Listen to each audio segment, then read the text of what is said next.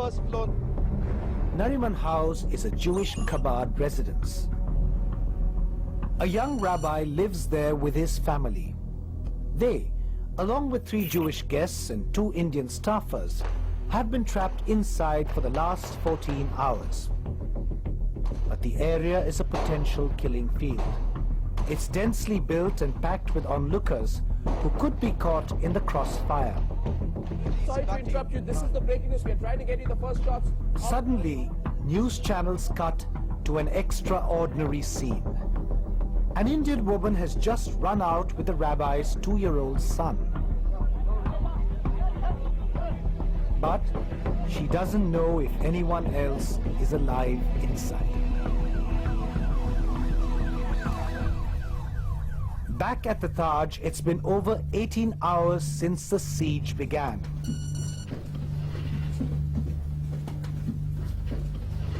Over the last 6 hours, Sandeep's team has painstakingly cleared the 5th and 6th floors. There are no signs of the gunmen yet.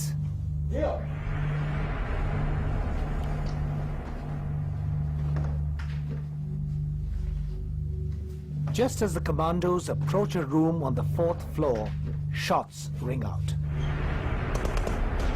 In the encounter that follows, the gunmen hurl grenades. As the room blazes with fire, the gunmen disappear. Whenever they set fire to a room, and this happened after about 2 or 3 such incidents of setting fire, I felt that they were using this time to really rest and recuperate, or to rearm themselves or reload their weapons. Since the 4th floor shootout at the Taj, the gunmen's trail has gone cold.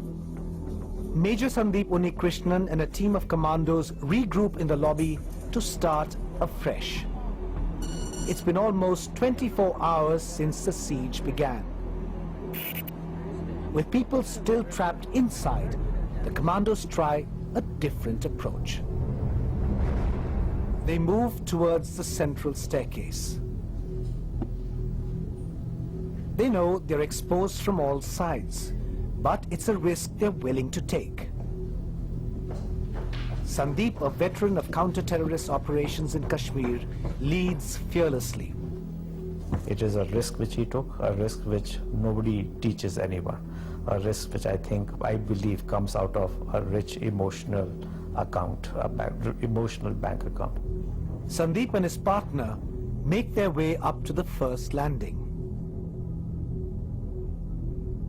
Suddenly, they're ambushed. The NSG suffers its first setback. Major Sandeep Unnikrishnan has been fatally wounded.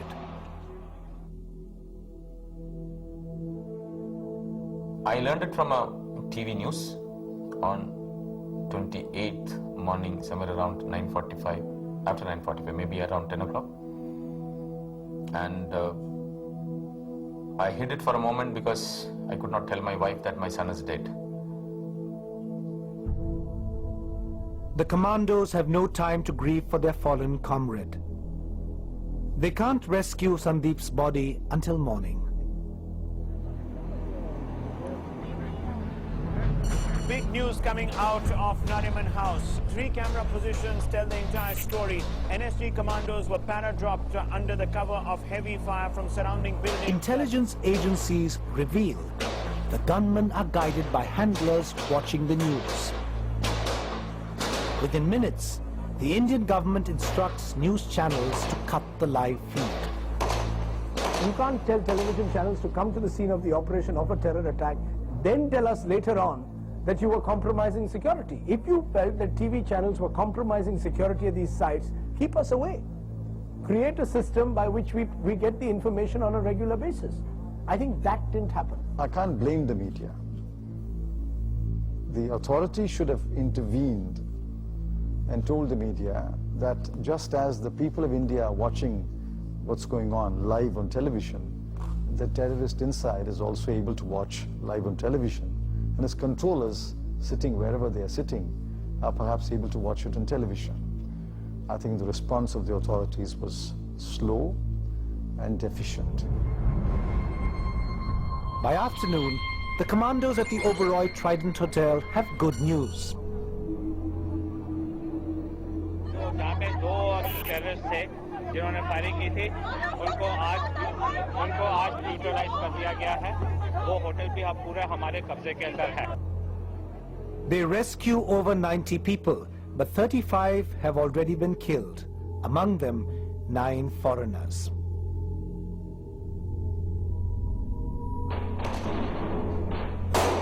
At this point, the commandos know that the gunmen have killed all the hostages at Nariman House.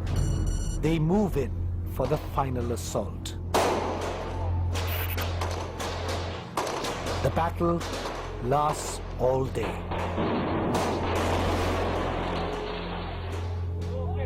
That evening, the commandos emerge to reveal that 2 gunmen have been killed inside. They also recover the bodies of the 5 Jewish hostages, the rabbi, his wife, and all 3 of their guests. This entire operation appears to be over. The police is standing by at a distance from them. Over the next few months, analysts will reveal their suspicions that the perpetrators targeted Jews in an attempt to disrupt growing relationships between India and Israel. It's midnight of the 3rd day. Guns have fallen silent at Oberoi and Nariman House. But the lanes around the Taj still resound with gunfire. Snipers from the security forces outside the Taj seem to be targeting windows in the northern wing of the Heritage Hotel. It's been almost 40 hours since Operation Black Tornado began. The commandos managed to corner 4 gunmen between a bar near the lobby and a restaurant on the 1st floor.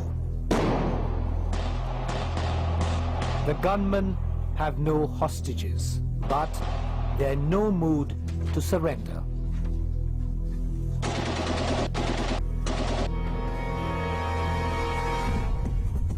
They take cover behind a spiral staircase and move up and down to confuse the commandos.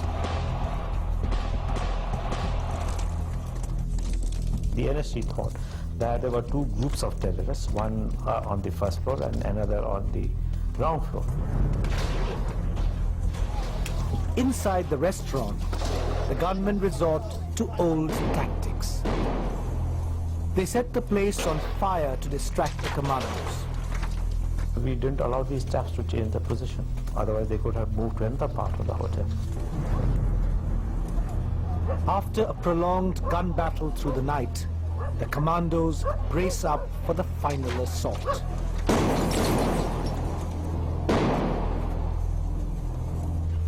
They launched grenades from all directions.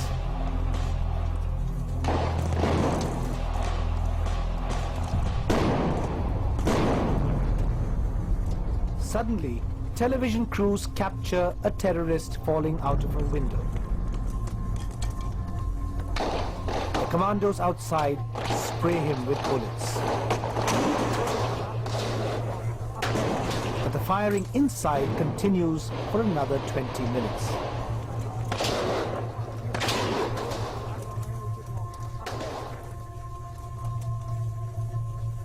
When the shooting stopped, there was no response to our shots from outside.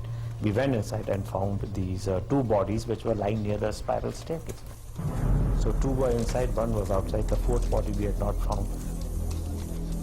Once the fire is doused, the commandos will go on to recover the body of the 4th terrorist, buried under the charred remains of the restaurant. All in all, Mumbai police have killed 1 terrorist and the commandos have killed 8. Operation Black Tornado is over. The Taj is finally declared safe. The 60-hour carnage has killed 166 and injured 304 more. Only 1 terrorist out of 10 survives. He'll stand trial in an Indian court for crimes some charge are the equivalent of war.